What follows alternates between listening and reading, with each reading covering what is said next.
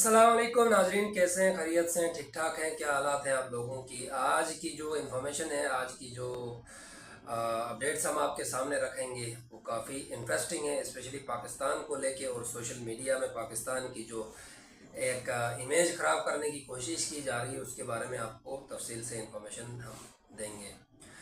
उम्मीद है कि आप लोग व्लॉग शुरू से आखिर तक देखेंगे और साथ साथ चैनल को सब्सक्राइब ज़रूर कर दीजिएगा, वीडियोस को लाइक शेयर ज़रूर करना, बेल आइकॉन क्लिक कर दीजिएगा ताकि आपके पास ताज़ा तरीन ऐसे इन्फॉर्मेशन मौसूल होते रहेंगे। और जो इन्फॉर्मेशन हम आपको दे रहे हैं इसको जानना, इसको देखना आपके लिए ज़रूरी है ताकि आप लोग भी इस मुल्क के ख़िलाफ़ क्या क्या प्रोपेगेंडे हो रहे हैं उसके बारे में इंफॉर्मेशन होना ज़रूरी है। और बेहतर भी है कि आपको पता चले आप जिस मुल्क में रह रहे हैं, जिस पाकिस्तान में आप रह रहे हैं, उसको लेके दूसरे ममालिक या इनके दुश्मन उसको कैसे बदनाम करने की कोशिश कर रहे हैं। एक सवाल है, क्या पाकिस्तान ईरान का साथ अभी भी दे रहा है या क्या ईरान ने मुस्लिम दुनिया को धोखा दिया है या धोखा दे रहा है? ये एक सवाल है, इसके बारे में भी हम आपको बता देंगे।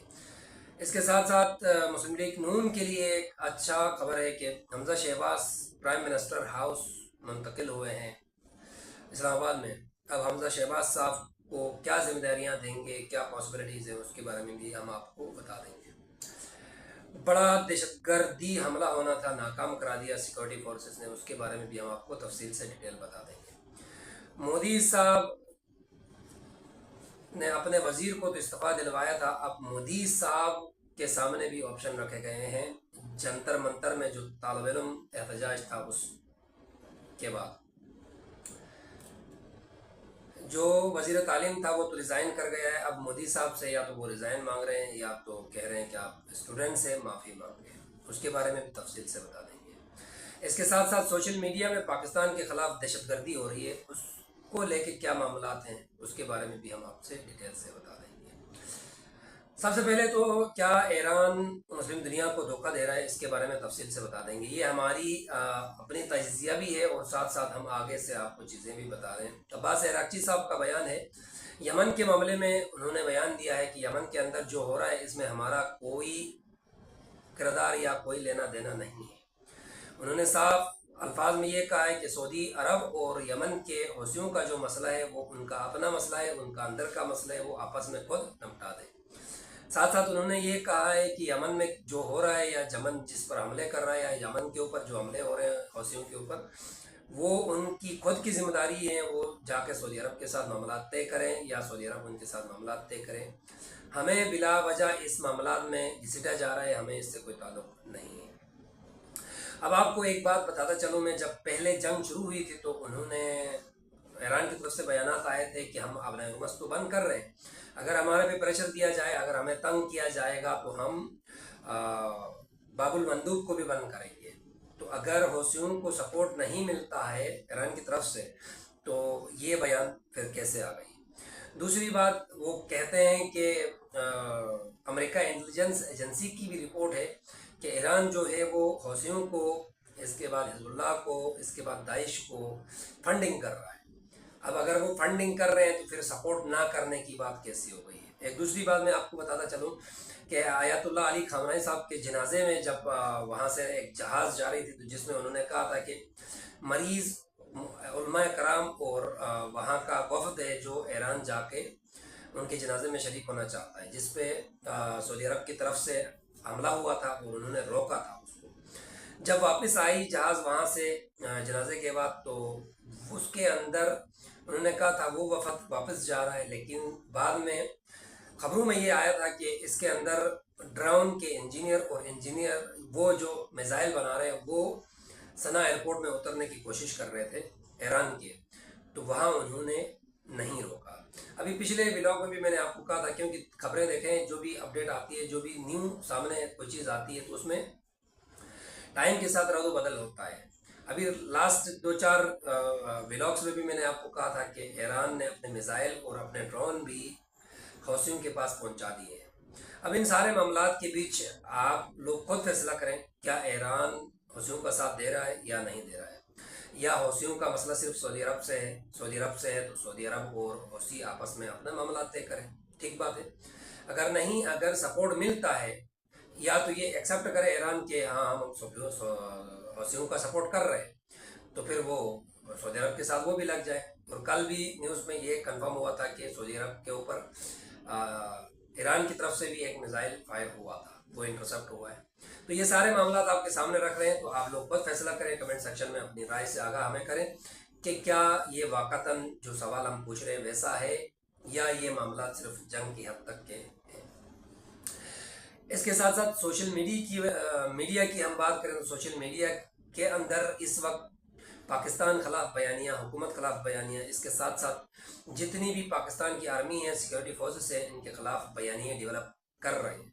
और ये बयानियाँ जो डेवलप कर रहे हैं ये रॉ, मोसाद और दूसरे जितने भी उनसे रिलेटेड पैसे खा के बयानियाँ डेवलप कर रहे हैं वो शामिल है। और साथ साथ मैं आपको ये भी बताता चलूँ, स्पेशली पीटीआई के वो मेंबर्स, वो वर्कर्स जो पाकिस्तान से बाहर बैठे हुए हैं, वो कमाने के लिए कुछ भी कर सकते हैं, कुछ भी वो कर रहे हैं। तो इससे भी गुरेज कीजिएगा कि वो कोई भी चीज़ आपको ऑफर कर सकते हैं सोशल मीडिया में, फेसबुक है, व्हाट्सएप है, ट्विटर है, या कोई भी सोशल मीडिया है, उसमें आपको पाकिस्तान के खिलाफ कोई भी बयानियाँ डेवलप करने के लिए पैसे देने की बात करेंगे या कोई भी चीज़ की बात करेंगे, तो आप लोग वसीम बादामी साहब का प्रोग्राम कल का ज़रूर देखिएगा, उसमें सारे इंकशाफात हुए हैं। और साथ साथ जावेद चौधरी साहब का प्रोग्राम है रात 12:30 के करीब जो, या 12 बजे जो लाइव प्रोग्राम जावेद चौधरी साहब का जो आता है, उसमें भी उन्होंने इंकशाफ किया है कि ये ऑफर जावेद चौधरी साहब को भी मिली थी। राइट्स की वजह से मैं जावेद चौधरी साहब का क्लिप यहाँ चला तो नहीं सकता, लेकिन आप लोग उनका प्रोग्राम जो 26 तारीख की रात 12 बजे, यानी कल गई गुजरी रात 12 बजे जो प्रोग्राम उनका हुआ है, उसमें उन्होंने ये इंकशाफात किए हैं। और उनको भी ऑफर हुआ था यूएई की तरफ से, लेकिन उन्होंने माना नहीं है। तो आप लोग ज़रूर देखिएगा, और आप लोगों के हाथों इस मुल्क का कोई नुकसान नहीं होना चाहिए, एटलीस्ट सोशल मीडिया में। ये रॉ और इंडिया पूरी कोशिश कर रही है कि कोई भी बयाने डेवलप करके पाकिस्तान की आर्मी, पाकिस्तान की सिक्योरिटी फोर्सेस और गवर्नमेंट को बदनाम किया जाए, तो इस चीज़ का खास ख्याल रखा जाए। इसके साथ साथ हमजा शहबाज पीएम हाउस मुंतकिल हुए हैं इस्लामाबाद, एमएनएस से मुलाकातें कर रहे हैं, एमपीएस से मुलाकातें कर रहे हैं, इनकी ऑफिस भी तैयार कर दी गई है और एक्टिव हो गए हैं। अब इस्लामाबाद में डेरे जमाए हैं वज़ीर-ए-आज़म हाउस में। तो अब देखना ये है कि इनको कौन सा ओहदा दिया जाता है। वैसे काबिल है, वैसे इनमें एक्सपर्टीज़ हैं, ऐसा नहीं कि नहीं है, लेकिन देखना ये है कि इनको किस काम के लिए इस्लामाबाद बुलाया गया है। इसके साथ साथ ईरान ने अमेरिका को फंसा दिया है, अब ये है क्या उसके बारे में भी डिटेल से बता देंगे। खातमुल अंबिया हेड क्वार्टर है कमांडर का, इनका कहना है कि अमेरिका फौज ज़मीनी कार्रवाई करेंगी, हम इनको जाने नहीं देंगे, हम इनका इंतज़ार कर रहे हैं, अगर ये ज़मीनी कार्रवाई शुरू करेंगे तो हम इनको फंसा कर रख देंगे। ये वाक़तन बात है, जहाँ भी पूरी दुनिया में अमेरिका ने कहीं पे भी ज़मीनी कार्रवाई शुरू की है तो वहाँ अमेरिका लंबा फंस के उसके बाद जलील व ख्वार होकर चले गई। ईरान का मुकाबला वो ज़मीनी मुकाबला नहीं कर सकती है। लेकिन ट्रम्प नेतन्याहू को बुलाया है, लास्ट व्लॉग में भी मैंने कहा था, आज सुबह का जो व्लॉग है मेरा उसमें भी मैंने बताया था कि वो उन्हें वाशिंगटन बुलाया है, उनसे मुलाकात करेंगे। और बरतानिया अमेरिका का साथ देने को तैयार हो गया है, तो साथ साथ कोई ज़मीनी भी और साथ साथ फ़िज़ाई और हर लिहाज की कार्रवाई के लिए शायद कोई बड़ी प्लानिंग हो रही है। तो दुआ करो अल्लाह ताला से ये सारे मामला अच्छे हों, ख़त्म हो, और कोई ऐसा वाक़या ना हो जिससे इंसानियत को ख़तरा लाहक हो। इसके साथ साथ पीटीआई वाले बिखर गए। पीटीआई की एक पार्लियामानी कमेटी की मीटिंग हो रही थी, वहाँ सोहेल अफरीदी साहब ने तकरीर किया, उसके बाद चोर चोर और गद्दार की आवाज़ें गूंजने लगी है।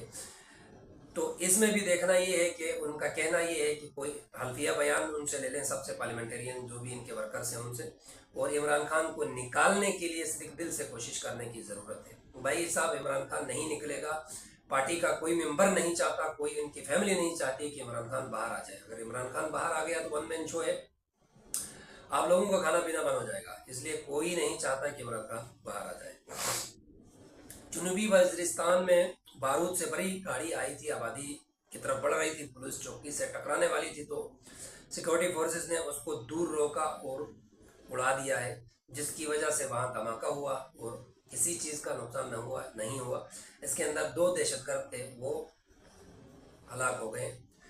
تو ایک بڑی مصیبت سے سیکورٹی فورسز نے بچا دیا عوام کو.